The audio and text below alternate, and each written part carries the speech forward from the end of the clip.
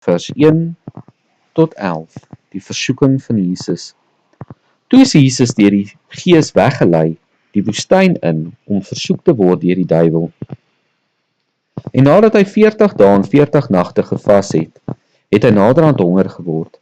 En die versoeker het na hom gekom en gesê, as u die Seun van God is, sê dat hierdie klippe brode word.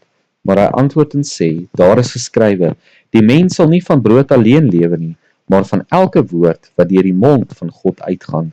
Toe neem die duiwel hom saam na die heilige stad en laat hom op die dak van die tempel staan en sê vir hom, as u die Seun van God is, werp u self af, want daar is geskrywe, hy sal sy engele bevel gee aangaande u, en hulle sal u op die hande dra, sodat u nie miskien u voet teen 'n klip stamp nie.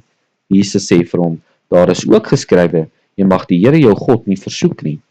Weer neem die duiwel hom saam na 'n baie hoë berg en wys hom al die koninkryke van die wêreld en hulle heerlikheid en sê vir hom, al hierdie dinge sal ek aan u gee as u neerval en my aanbid. Toe sê Jesus vir hom, gaan weg Satan, want daar is geskrywe, die Here jou God moet jy aanbid en hom alleen dien. Daarna het die duiwel hom laat staan en daar het engele gekom en hom bedien.